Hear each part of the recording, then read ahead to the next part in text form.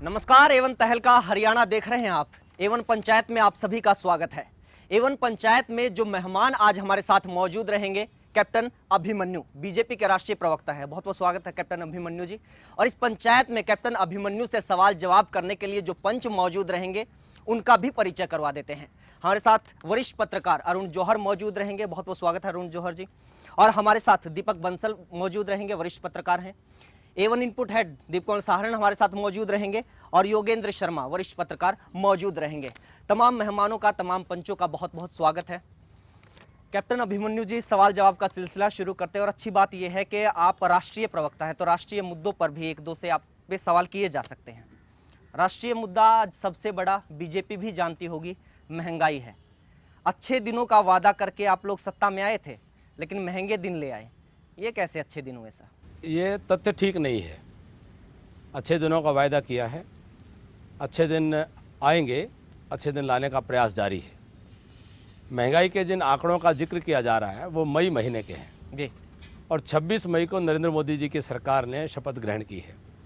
उसके बाद से लगातार 30 दिन 14 दशमलव कुछ रेलवे का भाड़ा बढ़ा दिया। ये कब के आंकड़े हैं? ये जो रेलवे का भाड़ा जो बढ़ा है जी, ये फरवरी महीने में तय किया हुआ रेलवे फ्रेट ट्राइब्यूनल का निर्णय है, जिसको सरकार जो नहीं बदल सरकार सकती थी। ने चुनाव के कारण से इसको लागू नहीं किया या चुनाव आचार संहिता नहीं, के कारण से लागू नहीं हुआ। क्या जो नई सरकार बनी है इसको बदल नहीं सकती थी? नहीं, इतनी मजबूर है सरकार? देखिए, आप देश के अंदर एक निर्णय या दो निर्णय से महंगाई बढ़ेगी ऐसा नहीं होगा। ये रेलवे का भाड़ा बढ़ेगा, पेट्रोल डीजल गैस के दाम बढ़ेंगे, तो महंगाई नहीं बढ़ेगी, आप ये कहना चाहते हैं? आप मुझे पूरा सुन लेंगे तो आपको प्रश्न की आवश्यकता नहीं पड़ेगी कि रेल का भाड़ा केवल बढ़ने से महंगाई बढ़ेगी, केवल इससे नहीं होगा। आपकी जानकारी के लिए मैं थोड़ा बताना चाहूँगा कि पिछले 10 वर्षों में यूपीए सरकार ने वो काम नहीं किए जो काम 30 दिन के अंदर नरेंद्र मोदी जी की सरकार ने महंगाई को काबू करने के लिए किए हैं। बिल्कुल, आप पहली रेलवे बात का तो भाड़ा बढ़ा दिया, उन्होंने तो 10 साल में नहीं बढ़ाए थे, आपने 1 महीने में बढ़ा दिया। पहली बात तो कि जो महंगाई को रोकने का जो फूड आइटम्स के ऊपर महंगाई बढ़ी है उसमें 22 में से 4 आइटम पर सरकार ने पैनी नज़र रखते हुए पहली बार आलू और टमाटर पर मिनिमम एक्सपोर्ट प्राइस को लागू किया। पहली बार सरकार ने जो 10 वर्षों में काम नहीं वो बता रहा हूँ कि फ्रूट एंड वेजिटेबल की लिस्ट में से जो इम्पोर्टेंट आइटम्स थे उनको सबको डीलिस्ट करने का फैसला कर दिया। फॉरवर्ड और स्पेकुलेटिव मार्केट के अंदर उनके ऊपर वॉच कर दिया। मॉनसून की संभावनाएं अगर कम हो रही हैं उसको देख करके जून के महीने में कभी भी एडवाइजरी जारी नहीं की गई, वो एडवाइजरी जारी की गई। 50,000 टन जो है चावल वो बाज़ार में रिलीज़ किया गया कि महंगाई ना हो। कहने का तात्पर्य ये है कि सरकार की नीयत और इच्छा शक्ति इस बात से पता चलती है कि सरकार स्थिति को बिगड़ने की इंतज़ार करने के बजाय स्थिति को बिगड़ने से पहले संभालने के लिए तैयार है, तत्पर है, संकल्पित है। हरियाणा के मुद्दों पर बात करेंगे सर आपसे निश्चित तौर पर। और हरियाणा में बीजेपी का अगर जिक्र होता है तो सबसे साथ की साथ जिक्र हो जाता है हजका का। चल क्या रहा है सर? हजका के साथ गठबंधन है या नहीं है? है तो फिर पहले की तरह कह दीजिए कि मजबूत है, और अगर नहीं रहा है तो अनाउंस कीजिए ना कि गठबंधन नहीं है। ये आप थोड़ी तय करेंगे कि हम अनाउंस करेंगे, नहीं करेंगे, कब करेंगे। आप तय करें। हमारा गठबंधन है जी, अभी है, कोई सूचना होगी आपको देंगे। किस तरीके का गठबंधन है सर? गठबंधन है। बीजेपी वाले जब मीडिया से बात करते हैं या किसी से बात करते हैं तो हजका निशाने पर रहती है, हजका वाले जब बात करते हैं तो बीजेपी निशाने पर रहती है। ये अपनी तरीके का पहला गठबंधन है। ये अच्छी स्थिति नहीं है, ये अच्छी स्थिति नहीं है, दुर्भाग्यपूर्ण स्थिति है, परंतु वस्तु स्थिति ये है कि अभी गठबंधन है। जी, इसी से जुड़े हुए सवाल ले लेते हैं। जी कैप्टन साहब, फिर ये आंख मिचौली का खेल क्यों चल रहा है? गठबंधन की जैसे बात आप बता रहे हैं कि गठबंधन है, दोनों दलों के नेता करीब 1.25 महीना हो गया चुनाव नतीजे आए हुए, एक बार भी साथ नहीं बैठ पाए हैं। हाईकमान तक आप जा रहे हैं, हाईकमान ही हजका वालों को बुला रहा है, मीडिया के जरिए और सार्वजनिक मंचों से खुल्लम खुला बयानबाजी हो रही है। आंख मिचौली क्यों है? क्या इंतजार है कि कोई दूसरा तोड़ने का अनाउंसमेंट करे, खुद के जिम्मे ना आए बात? ये पहला पत्थर कौन मारे? दीप कमल जी, सही कहा आपने, 1.25 महीना हो गया है और इतना लंबा असमंजस ठीक नहीं है। परिणाम आए हैं, परिणाम की समीक्षा दोनों दल कर रहे हैं, गठबंधन के नाते भी हम कर रहे हैं। और जिस स्तर पर और जिस प्रकार से बातचीत हो जानी चाहिए थी वो बातचीत का माहौल भी नहीं बन पाया है। तो कहीं ना कहीं मत भिन्नता तो है, उसके कारण से असमंजस है। तो इसको हम तय नहीं कर सकते। जब भी मत भिन्नता होती है तो प्रयास किया जाता है कि मतैक्य हो जाए, एक मत पर हम आ जाएं। वो प्रयास जारी हैं। वो प्रयास विफल हो जाते हैं तो स्वाभाविक है उसको कोई भी अनाउंस करे। दुर्भाग्यपूर्ण वो परिणाम हमारे पक्ष में नहीं आए हैं। तो ज़मीनी हकीकत और जनता की आवाज़ को ध्यान में रख करके विधानसभा चुनाव की रणनीति बनाना हमारी राजनीतिक विवशता ही नहीं, यह राजनीतिक आवश्यकता भी है। हरियाणा की जनता के हित में हम निर्णय करेंगे तो जी निश्चित तौर कैप्टन पर हम अभिमन्यु विकल्प जी, बन क्या पाएंगे। जमीनी हकीकत ये नहीं है कि आप लोग अपने लिखित समझौते से मुकर रहे हैं, आप हजका के साथ धोखा कर रहे हैं? और अगर ये धोखा नहीं है तो फिर धोखे की परिभाषा भी आप दे दीजिए, मुकरने की परिभाषा भी दे दीजिए, किसको मुकरना और धोखा कहते हैं? देखिए, राजनीति में जब भी कोई आपस में बातचीत होती है या कोई भी रणनीति बनती है वो वर्तमान राजनीतिक परिस्थिति स्थिति के ध्यान में रख करके बनाई जाती है। काल और परिस्थिति के अनुसार रणनीतियों में परिवर्तन किया जाता है, वो अवश्यंभावी होता है। अगर आप काल और परिस्थिति के अनुसार नहीं बदलते हैं तो फिर आप जड़ हो जाते हैं। क्या यह बीजेपी चेतन युग है। नहीं, सच्चाई तो यही है, सीधे सीधे आप बोले कुलदीप बिश्नोई हार गए इसलिए उनके नेतृत्व में चुनाव नहीं लड़ा जा सकता। क्या बीजेपी ये इस बात पर अड़ी रहेगी कि जो हारा हुआ उम्मीदवार है उसके नेतृत्व में चुनाव नहीं लड़ा जाएगा? बहुत सारे लोग हैं, आपका नेतृत्व करने वाले कई बार चुनाव हारे हैं। कुछ बातें कड़वी सच्चाई हैं, लेकिन कुछ बातें जो हमको पार्टी फोरम पर, गठबंधन फोरम पर कहनी तो वही तो कहेंगे ना। नहीं, कहिए ना फिर आप लोग कि हारे हुए उम्मीदवारों के नेतृत्व में चुनाव नहीं लड़ा जाएगा। जी जी, आपको इंटरप्ट करूं। हजका के जो आपके प्रमुख थे कुलदीप बिश्नोई, एक कहीं आपको नहीं लगता कि आपका जो राष्ट्रीय नेतृत्व है उससे कोई गलती उस समय हुई कि आप बिना किसी माहौल के वो यहाँ आके किसी को चीफ मिनिस्टर प्रोजेक्ट कर जाते हैं और 45 सीटें भी दे के चले जाते हैं उनको? देखिए, एक बात तो कि जो पहले हमने गठबंधन किया था, जिन शर्तों पर किया था वो सर्वविदित है, उसमें कोई छिपने वाली बात नहीं है। सोच समझ करके किया हुआ निर्णय था।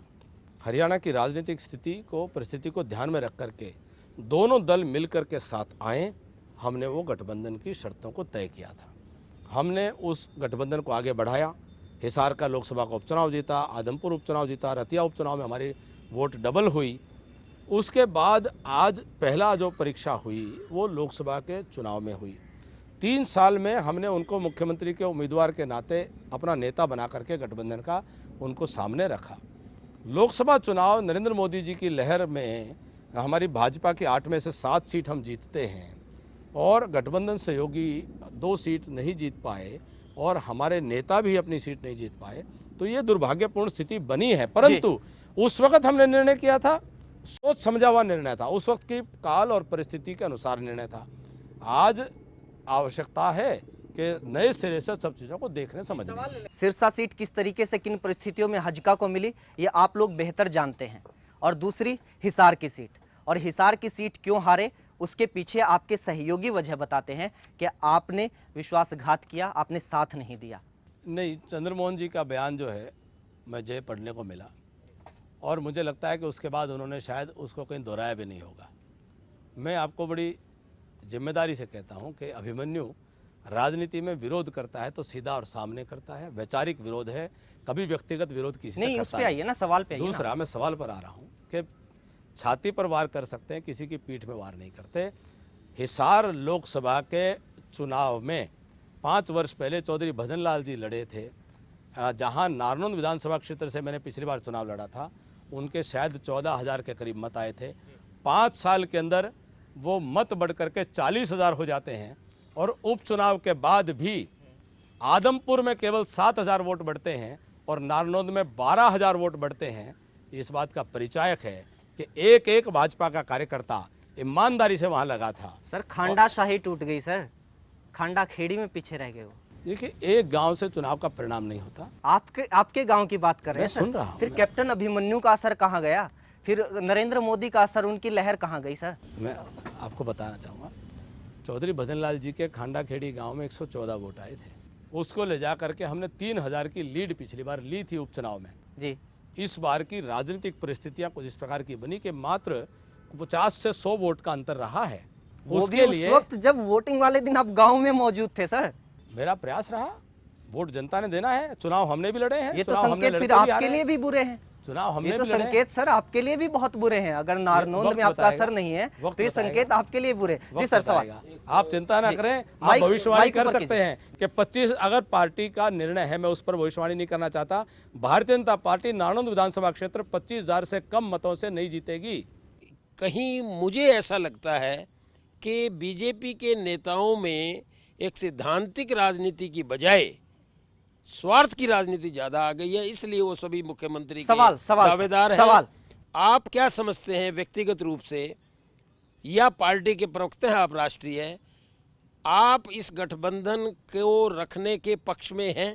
देखिए, पहली बात तो जो आपने कहा कि आपको ऐसा लगता है कि भारतीय जनता पार्टी के नेता स्वार्थ के कारण ऐसा कर रहे हैं, तो अगर आप और थोड़ा सा इसको न्यूट्रल तरीके से इसको असेस करेंगे तो आपको ऐसा नहीं लगेगा, और ऐसा नहीं लगना चाहिए। और ऐसा लगता है तो ये हम इसको दुर्भाग्यपूर्ण मानते हैं। भारतीय जनता पार्टी गंभीर राजनीतिक दल है, और हमने जब अपने गठबंधन को लेकर के कुलदीप बिश्नोई जी को सामने 2.5 साल के मुख्यमंत्री के तौर पर रखा, तो 2.5 साल ये सब जानते हैं कि भारतीय जनता पार्टी का मुख्यमंत्री बनेगा। भारतीय जनता पार्टी का मुख्यमंत्री कौन होगा, ये हमारा राष्ट्रीय नेतृत्व तय करेगा। आज भी जितनी ये तब तक चर्चाएं आप लोग हैं, लड़ते रहेंगे। ओपी नहीं, हम धनखड़ नहीं लड़ रहे।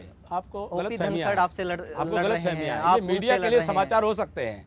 मीडिया के लिए कौन मुख्यमंत्री बहुत ज्यादा होगा, लेकिन समाचार बहुत ज्यादा मिल रहे हैं। समाचार कौन होगा सर। मुख्यमंत्री होगा, कौन उसमें जो है आगे है, कौन पीछे है, ये दौड़ है, ये आपके लिए रोचक विषय हो सकते हैं। भारतीय जनता पार्टी के कार्यकर्ता के लिए इसमें कोई रुचि हमारी नहीं है।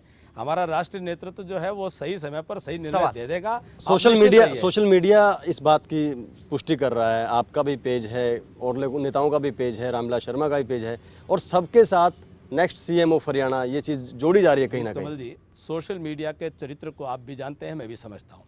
मेरा एक ऑफिशियल पेज है जिसका कैप्टन अभिमन्यु के टाइटल से है। उसके अंदर आपको कहीं पर भी ऐसी कोई बात नजर आए तो कृपा करके मुझे भी बताइएगा, मैं उसका संज्ञान लूँगा। और सोशल मीडिया आम जनता के उनकी भावनाओं की अभिव्यक्ति का एक प्लेटफॉर्म बना हुआ है। उसके अंदर हमको प्रशंसा भी मिलती है तो गाली भी मिलती है, और हम उसको जनता के भाव के प्रकटीकरण का एक स्वतंत्र माध्यम मानते हैं, स्वायत्त माध्यम मानते हैं। उस नाते उसका सम्मान करते हैं। जी, कैप्टन कोई अभिमन्यु भी जी। कार्यकर्ता किसी के लिए भी जी। कोई पेज बना ले, उसके लिए आप आपको कुछ कोई कह एतराज सकते हैं, नहीं है ना आपके कह नाम सकते से हैं। कोई पेज बनाए और फ्यूचर देखिए- सीएम लिखे उसके साथ? देखिए, मुझे आपको उस पे मैं कोई एतराज एतराज भी करूं, जी। मैं एतराज भी करूं तो क्या मैं उसको साइबर एक्ट के तहत जाकर के मैं शिकायतें दर्ज कराऊं? कार्यकर्ता रोज तो कोई कर आपका ही सकता है। है। ये स्वतंत्रता की अभिव्यक्ति है, इसमें कैप्टन कोई मुझे अभिमन्यु- गाली भी दे सकता कैप्टन है। अभिमन्यु जी, अगर सोशल वो एक मीडिया अपमान की सीमा में जाएगी तो मैं कार्रवाई कर जी, सकता हूं। कैप्टन अभिमन्यु जी, सोशल मीडिया को थोड़ा दरकिनार कर दीजिए। आपकी जनसभाओं में गाने बजते हैं कि आप सीएम बन के आ जाइए। आपकी सहयोगी पार्टी के नेता ने आपको आपके सामने मंच पे कहा कि अगले सीएम कैप्टन अभिमन्यु हैं। ये आपकी इजाजत के बिना आपके समर्थक या फिर आपके सहयोगी ऐसा कह सकते हैं, कर सकते हैं क्या? दोनों बातें अलग अलग है। ये 3 प्लेटफॉर्म है, सोशल मीडिया, आपकी सोशल जनसभाएं मीडिया और का आपके विषय कर सहयोगी। दिया मैंने, तो समय बचाने के लिए मैं बीच में कर रहा हूँ आपकी अनुमति से, कि एक हिसार की जो जनसभा थी वो सम्मेलन था। मेरे आने से पूर्व मुझे बताया गया कि किसी ने कोई सीडी बना करके या गाना किसी ने गाया चलाया। मेरी उपस्थिति में ऐसा नहीं हुआ, और मेरी उपस्थिति में कभी मैं इसकी इजाज़त नहीं देता हूँ, इस प्रकार की कभी भी इजाज़त नहीं देता हूँ, नंबर 1। नंबर 2, चुनाव के समय में रेणुका बिश्नोई जी वो जनहित कांग्रेस पार्टी के वरिष्ठ नेता हैं, विधायक दल के नेता हैं, और उन्होंने अपने भावना की अभिव्यक्ति करी, तो वो उनकी अपनी भावनाएं हैं, वो उसका जवाब वो दें, मैं उसमें क्या कहूँ जी।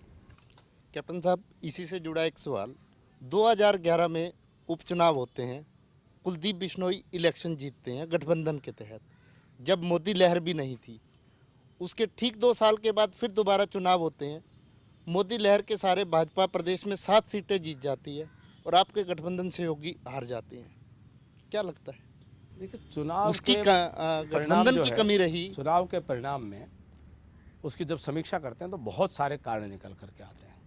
अब वो कारण क्या क्या हैं, वो एक गठबंधन सहयोगी अपने दल के नाते उनको भी समीक्षा करनी चाहिए। कैप्टन मुझे अभिमन्यु भी जी, होते हैं। आपने समीक्षा कर ली होगी ना? नहीं, आपने हिसार और सिरसा की नहीं की होगी, लेकिन रोहतक से तो आप पूरी तरह वाकिफ हैं, रोहतक क्यों हारे? निश्चित तौर पर रोहतक जो है अभी तक जो हमारे समझ में आता है, एक सबसे बड़ा कारण है कि मुख्यमंत्री ने पूरे हरियाणा सरकार की सरकारी मशीनरी को वहाँ लगाया, सरकारी मशीनरी का जमकर भयंकर दुरुपयोग किया और अपने एक प्रकार से मैं कहूँगा कि धृतराष्ट्र ने अपने दुर्योधन के लिए तमाम हरियाणा सरकार को इस्तेमाल करते हुए पूरे हरियाणा की कांग्रेस को हारने दिया। केवल मात्र एक जो है अपने पुत्र मोह में, लेकिन उन्होंने उसके अतिरिक्त कोई कारण नहीं है। लेकिन उसी के मुकाबले की ताकत बीजेपी ने क्यों नहीं लगाई? आप एक बार भी नहीं दिखे भारतीय जनता रोहतक में। पार्टी पूरी ताकत से लगी थी। मैं तो एक छोटा सा व्यक्ति हूँ, एक छोटा सा कार्यकर्ता हूँ, वहाँ हजारों हजार कार्यकर्ता पूरी ताकत से लगे। कैप्टन अभिमन्यु जी रोहतक में ही रखना चाहेंगे। आपने कुछ और दलील दी है कि चुनाव क्यों हार गए। आपके दोस्त, आपके सहयोगी, आपकी पार्टी के नेता तो कहते हैं कि आपने हरवाया है। ऐसा उन्होंने कभी नहीं कहा। हमने बाइट चलाई और बाकायदा इस जब ये प्रोग्राम चल रहा होगा हम लोग चला देंगे उनकी वो बाइट भी। मान्यवर बिल्कुल चलाइएगा। उन्होंने कहा कि कैप्टन अभिमन्यु अगर यहाँ पर होते तो परिणाम और बेहतर होता। नहीं सर, उन्होंने कहा कि कैप्टन अभिमन्यु ने मेरे खिलाफ काम किया, सीधे सीधे दीपेंद्र हुड्डा के लिए उनके कार्यकर्ताओं ने वोट मांगे और जो झज्जर इकाई भंग की है वो बहुत अच्छा किया है रामविलास शर्मा ने, ये उनकी बयान था सर। आप चलाइएगा ऐसा अगर उन्होंने कहा है तो मेरे साथी हैं, मेरे सहयोगी हैं, पार्टी में मेरे मित्र हैं, मेरे भाई हैं, मैं उनको बताऊंगा कि ये ठीक नहीं कहा। रोहतक से आपने चुनाव क्यों नहीं लड़ा? ये सवाल दरअसल इसलिए पूछ रहा हूँ, बहुत पुराना हो गया है वैसे सवाल, इसलिए क्योंकि लोग कहते हैं कि आप हार से डर गए थे, आपको डर लग रहा था कि दीपेंद्र हुड्डा के खिलाफ आप एक बार फिर से हार जाएंगे, इसलिए आपने टिकट के लिए भी जोर आजमाइश नहीं की। देखिए, अभिमन्यु का नाम ही इस बात में सार्थक होता है कि वो युद्ध भूमि में सदगति प्राप्त करे। शहादत में सदगति है, हम कभी रण छोड़ नहीं हो सकते। हारने और महेंद्र जी 2004 में भूपेंद्र सिंह हुड्डा के सामने हरियाणा प्रदेश में पूरा हरियाणा जानता है कि सबसे मजबूत लड़ाई लड़ी और भूपेंद्र सिंह हुड्डा जी ने मुख्यमंत्री बनने के बाद अपने बेटे को अमेरिका से बुला करके पूरे सरकारी मशीनरी का दुरुपयोग किया। तो उपचुनाव के अंदर हमने वो लड़ाई लड़ी जहां पर इंडियन नेशनल लोकदल के उम्मीदवार की जमानत दूसरी बार जब्त नहीं हुई, मात्र 6% वोट आया, जबकि हमारा 26% वोट आया।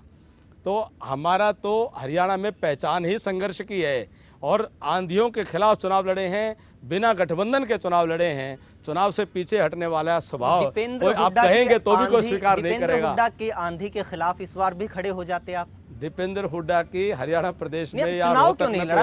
सवाल ये है, चुनाव क्यों नहीं लड़ा आपकी बार? आपका चैनल तय करता है कि आप इस कार्यक्रम का एंकर करेंगे कि नहीं करेंगे। मैं भी अपनी पार्टी का एक छोटा सा सिपाही हूँ, मेरी पार्टी तय करेगी कि अभिमन्यु के चुनाव में क्या भूमिका है, तो जिसको भी जिम्मेदारी पार्टी दे। लेकिन एक राजनेता के रूप में आप इस फैसले को क्या सही मानते हैं कि उस बुरे दौर में आप चुनाव लड़ते रहे और आज जब अच्छी स्थिति थी पार्टी के लिए उस वक्त आप चुनाव मैदान में नहीं थे? राजनीति में ठीक है बाकी की जिम्मेदारियां भी होती हैं, लेकिन असली परीक्षा तो चुनाव की ही होती है, उसमें आप इस बार मौजूद नहीं थे। दीप कमल जी, दो बातें हैं।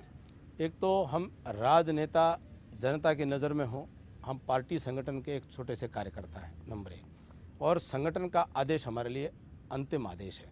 नंबर 2, मेरा ये मानना है कि जो होता है अच्छे के लिए होता है और जो परमात्मा करता है वो अच्छा करता है, कुछ न कुछ और ये आगे कहकर अच्छा होने वाला होगा। तो आप तसल्ली दे सकते हैं अपने आप को नहीं, मुझे अच्छे के लिए होता है। हम हरियाणा प्रदेश में इस लहर में की धरती जो इस है लहर में के ज्ञान की धरती है। इस लहर में जहां आप अच्छे मुकाबले में आ सकते थे या जीत सकते थे, बाकी सारे के सारे 3.5 लाख 4 लाख वोटों से जीत रहे हैं। आप तो पुराने खिलाड़ी हैं अपने इलाके के, वहां पर क्या एक ही राजनीतिक गलती नहीं आपको लगती है? वहां पर निश्चित तौर पर आज हरियाणा प्रदेश में वातावरण है कि हम जहां चुनाव पार्टी जहां से लड़ाती हम जीतते, इसमें कोई संदेह नहीं है।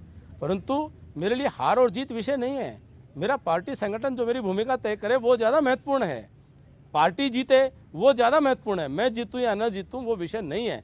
और मैंने कहा कि जो कुछ होता है अच्छे के लिए होता है और शायद कुछ अच्छा होने वाला है। जी, आखिर छोटा सा, क्या ये सच नहीं है कि आप सोनीपत के लिए ही जोर लगाते रहे और रोहतक में आपने दिलचस्पी ही नहीं दिखाई? मैं आपको बताता हूँ, आपने 2 बातें रखी। एक तो मुख्यमंत्री को लेकर के कोई दौड़ हमारे यहाँ नहीं होती और एक टिकटों को लेकर के कोई जोर आजमाइश नहीं होती। जो है कुछ देखिए, जो कुछ लोग पार्टी को नहीं जानते हैं वो करते रहते हैं, उनको करने दिया जाए। कैप्टन साहब, सॉरी आपको मैं इंटरप्ट करूंगा, ये इसी से जुड़ा हुआ सवाल है। पश्चिमी उत्तर प्रदेश में आप गए, अमित शाह के साथ आपने काम किया वहाँ बहुत बड़ी जीत हासिल हुई। लेकिन हरियाणा में फार्मूला क्या रहेगा, वहाँ के अलग इशू हैं, अलग सिनेरियो वहाँ था, लोग मुलायम सिंह से दुखी थे। हरियाणा के अंदर आप क्या एजेंडा लेके लोगों के बीच में जाएंगे, पहला सवाल।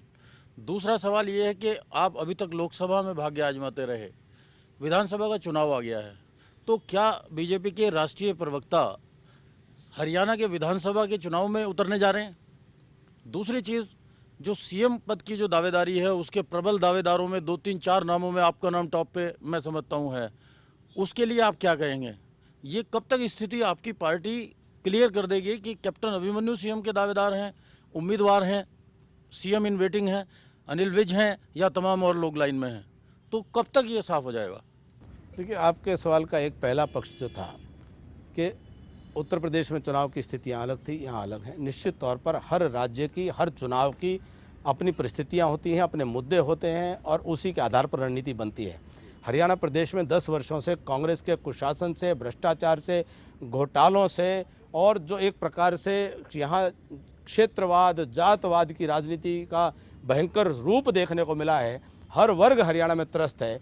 यही सबसे बड़ा मुद्दा है और इसको लेकर के हम हरियाणा की जनता के बीच में जाने वाले हैं। मैं एक कार्यकर्ता के नाते चुनाव लड़ूंगा कि नहीं लड़ूंगा और कहां से लड़ूंगा, ये मेरी पार्टी का निर्णय है, उसको मैं स्वीकार करूंगा और पार्टी जो भी आदेश देगी उसकी पालना करूंगा।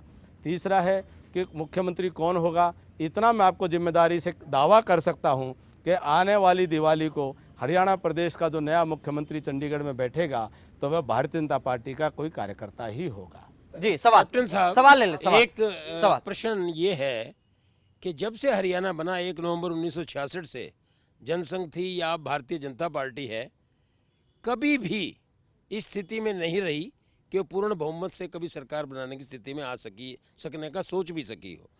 आपके जो हरियाणा के अब तक के जितने सबसे ऊंचे नेता कहे जाते हैं, डॉक्टर मंगल सैन, उनके समय में भी 17-18 सीटों तक भारतीय जनता पार्टी या जनसंघ सिमट के रह गई थी।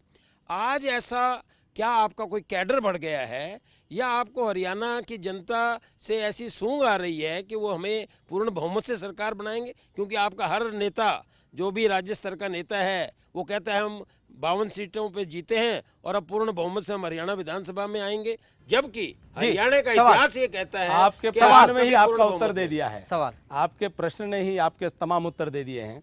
आपने कहा स्वर्गीय डॉक्टर मंगल सैन जी के नेतृत्व में 17-18 सीटों पर पहुंचे हैं। आपने 1966 से लेकर के 48 वर्षों के इतिहास का उल्लेख किया। उसमें एक स्मरण आपको कराना चाहूँगा, जब हरियाणा बना था तो हरियाणा प्रदेश में सबसे बड़ा दल कांग्रेस पार्टी के बाद कोई था तो तब का जनसंघ था, जब पंजाब से अलग होकर के 81 विधानसभा सीटों का हरियाणा बना था। और पूरे देश में कल्पना की जाती थी कि जनसंघ के ज़माने में हमारे पूर्वज कार्यकर्ता जब काम करते थे कि जब पंजाब से निकल करके हिंदी भाषी राज्य हरियाणा अपना बनेगा तो देश में जनसंघ की पहली सरकार कोई बनेगी तो वो हरियाणा प्रदेश में बनेगी और अभी हमने भी अच्छे बनेगी। अच्छे एक परिणाम बात लाए। बताइए आप। लेकिन आपने सर, उत्तर दे दिया, एक काडर बात भी बड़ा बताइए, है, एक जनता बात से सूंघ बताइए, भी आ रही है, नरेंद्र मोदी देश का में भी चेहरा मोदी जी की दिखा सरकार बनी है। के, गुजरात मॉडल को दिखा के आपने केंद्र में सरकार बना ली है।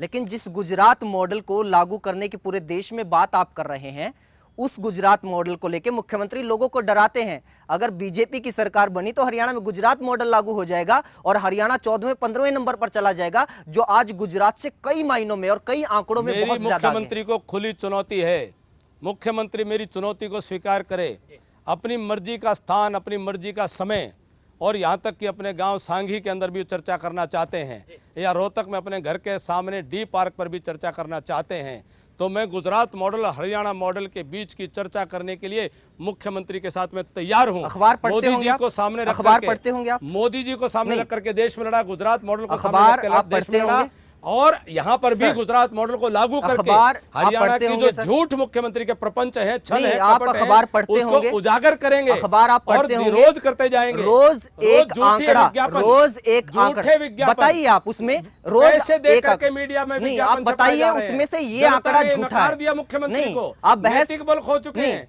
आप वो सारी बताइए, सीटों पर आप हार रहे बताइए, हैं। पर वो कैपिटा विपक्ष इनकम में नेता क्या भी नहीं गुजरात से आगे बहुत नहीं अच्छा, है? महेंद्र जी, मैं इसी सवाल को चाहता था, आपने अच्छा सवाल दे दिया। पर कैपिटा इनकम में हरियाणा नंबर 1 बताते हैं। मुख्यमंत्री जी जवाब दें कि जो per capita income Haryana number 1 है, 5,51,000 प्रति व्यक्ति की आय गुड़गांव की है, तो महेंद्रगढ़ के व्यक्ति की 55,000 क्यों है प्रति व्यक्ति आय? मुख्यमंत्री को जवाब देना चाहिए। नहीं, कि गुजरात के आधार तुलना पर कीजिए ना, महेंद्रगढ़ और गुड़गांव की क्यों तुलना? गुजरात और हरियाणा की तुलना कीजिए ना। 85,000 और 1.25 करोड़। मैं उत्तर दे देता हूँ। गरीबों के जो है उनके जले पर नमक छिड़कने का काम करते हैं। नहीं, गुजरात और हरियाणा की तुलना करने की बात कर रहे थे आप। गुजरात में कीजिए ना। समान रूप से सभी जिलों के अंदर आप समानता का देखिए, एक इंडेक्स होता है कि वो जो डेवलपमेंट है वो डेवलपमेंट सब जगह समान रूप से है कि नहीं है। गुड़गांव पूरा हरियाणा होता तो बहुत अच्छा था, गुड़गांव पूरा हरियाणा नहीं है, और इस मुख्यमंत्री ने तो गुड़गांव भी बर्बाद कर दिया है। नहीं, गुड़गांव बर्बादी की कहानी कैप्टन रो रहा साहब, है। मुख्यमंत्री 20 आंकड़े दे देते हैं जिसमें बताते हैं कि चुनौती गुजरात है पीछे। खुली। आप आपके चैनल पे 2-4 बुला दे लीजिए। दीजिए, आप 2-4 आंकड़े दे दीजिए कि देखिए मैंने दे दिया एक आंकड़ा आपको, दीजिए आप। एक दे दिया आपको। क्या है उसमें? 5,51,000 रुपए प्रति व्यक्ति आए गुड़गांव गुड़गांव की की है, है। ये तो- महेंद्रगढ़ की 55,000 है जी। ये 55,000 गुजरात का आंकड़ा नहीं है सर, ये है? गुजरात का आंकड़ा नहीं है। आप गुजरात का आंकड़ा दीजिए और बताइए कि इसमें हरियाणा से आगे है गुजरात। मैं आपको बिल्कुल तैयार हूँ, बिल्कुल तैयार हूँ। दे दीजिए मुख्यमंत्री सर, को 2-4। बुलाइए, एक एक आंकड़े पर बहस करना चाहता हूँ। मुख्यमंत्री के चुनौती है सामने ही खुली। रखेंगे आप। आप मुख्यमंत्री को मेरी चुनौती भेज दीजिए जी। कि वो तय करें स्थान और समय, और मुख्यमंत्री के साथ बहस करने के लिए सर, तैयार आप हूँ। बताइए, हरियाणा एवं प्रदेश हरियाणा के बर्बादी के कैमरे कगार पे पर है। पूरा हरियाणा आप मुझे सुनेगा। समय दीजिएगा, कैप्टन फिर साहब- कभी लेकर के आऊंगा। सर, आप आगे। बताइए। कैप्टन साहब, मुख्यमंत्री जी दावा करते हैं कि बुढ़ापा पेंशन गुजरात में 400 रुपए है, हरियाणा में 1,000 रुपए गुजरात मिलती में है। पेंशन की इस प्रकार गु- के सोशल गु- बेनिफिट गुज- की आवश्यकता नहीं पड़ रही नहीं, है। गु- वहाँ गुजरा- संपन्नता गुज- है, गुजरात में वहाँ डी- संपन्नता है, डीजल के यहाँ दाम गरीबी ज्यादा है, है। यहाँ हाँ, भुखमरी हाँ। है, यहाँ बदहाली है, यहाँ लोग मजबूर हैं। किसी भी एक चीज में तो आगे होगा गुजरात। गुजरात हर चीज में आगे है। बताइए ना फिर। गुजरात आप जाकर के देखिए, अपनी नहीं। खुली आंखों से देखिए, नहीं। आंकड़ों ये की तो जादूगरी आप से जाके मुख्यमंत्री- देखिए, मैं मुख्यमंत्री को बताऊंगा। आप गुजरात के आंकड़े आप लाइए ना, कहां पर गलत है, कहां पर पीछे हैं। मुख्यमंत्री की जो रटी हुई बातें हैं उनको लेकर के आप प्रचारित करना चाहते हैं, उसको हम स्वीकार नहीं करते हैं। नहीं, वो तो ऐड देते ना, आप कहिए कि ये ऐड गलत है। पैसे से दे आप- करके चलाएंगे। आप भी एक दिन सच्चाई छिप एक नहीं दिन सकती प्रेस पैसे से। कॉन्फ्रेंस आप भी कर पैसे दीजिए। से सच्चाई छिप नहीं सकती। प्रेस कॉन्फ्रेंस एक दिन आप पैसे भी से कर सच्चाई दीजिए छिप नहीं कि सकती। ये आंकड़े गलत हैं, हम इसमें देंगे। गुजरात का ये है और हम हरियाणा का देंगे, ये है। मान्यवर देंगे। आपने सीएम के बारे में अभी तक कोई टिप्पणी अभी तक नहीं की है कि आपका सीएम का उम्मीदवार कौन होगा। आप कैंडिडेट्स की लिस्ट कब तक अनाउंस कर देंगे? सही समय पर कर देंगे सर। कैप्टन साहब, हरियाणा में लोग ये कहते हैं कि बीजेपी को गलतफहमी हो गई है कि इतनी सीटों पर हम यहाँ कॉन्स्टिट्यूंसी में आगे रहे तो अब इतनी जीत भी जाएंगे। फरीदाबाद की 9 के 9 पे आप आगे हो, अम्बाला पे 9 के 9 पे, करनाल की। क्या आपको लगता है कि ये 9 की 9 सारी की सारी आप जीत जाएंगे? क्या ये गलतफहमी नहीं है? कुछ कांग्रेसी सपने पाल रहे हैं कि शायद वो दोबारा जिंदा हो जाएं। कांग्रेसी भूल जाएं कि रोहतक के अंदर भी जितनी सीटों पर लीड पाई है, रोहतक के अंदर भी उनको जमानतें बचाना बीजेपी मुश्किल को होने जहाँ वाला जहाँ है। लीड मिली है वो सारी जीतेंगे आप? देखिए, ऐसा कभी नहीं होता है, इसी गलतफहमी में नहीं चलते हम। आपकी जानकारी के लिए बता दूं, कांग्रेस पार्टी 2009 में 59 सीटों पर लीड प्राप्त की थी, देश में उसकी सरकार बन गई थी, और नंबर 1 हरियाणा के विज्ञापन ने 70 सीटें सर्वे के अंदर वो पैसा आगे दे छोटा करके सा करवा रहे सर, छोटा थे। सा। लेकिन वो उन 59 में से 30 हार गई, 29 जीत पाई थी, और बाकी जो 31 में से 11 जीती तो 40 हुई। छोटा सा। मैं ये मगालते में नहीं हूँ, परंतु 90 सीटों की रणनीति भाजपा बनाएगी, और निश्चित तौर पर हरियाणा की जनता ने मन बना लिया है। अब आप हरियाणा में सरकार बनाने का सपना संजोए हुए हैं, आप राष्ट्रीय प्रवक्ता हैं कैप्टन साहब, तो हरियाणा में क्या किसी व्यक्ति को, बीजेपी के नेता को मुख्यमंत्री का उम्मीदवार प्रोजेक्ट आप करेंगे? एक प्रश्न। थोड़ा इंतजार कीजिए जौहर साहब, पार्टी की रणनीति तय होती है तो जैसे तय होती है तो आपको जानकारी जरूर देंगे। आखिरी सवाल, लोग ये कहते हैं कि आप जमीनी राजनीति नहीं करते हैं, आप दिल्ली की राजनीति, हाईकमान की करीबी राजनीति कौन करते लोग कहते हैं? अगर अभिमन्यु भी जमीनी राजनीति नहीं करता तो कौन करता है जी? जितना मुख्यमंत्री के खिलाफ संघर्ष किया, आंदोलन किया, जितनी लड़ाई लड़ी, धरना किया, प्रदर्शन किया, लाठियां खाई, किसने की है? बहुत बहुत शुक्रिया आपका एवन पंचायत में आने के लिए। तमाम पंचों का बहुत बहुत शुक्रिया। एवन तहलका हरियाणा में एवन पंचायत में आज इतना ही। इजाजत दीजिए, बाकी की खबरों के लिए आप देखते रहिए एवन तहलका हरियाणा। नमस्कार।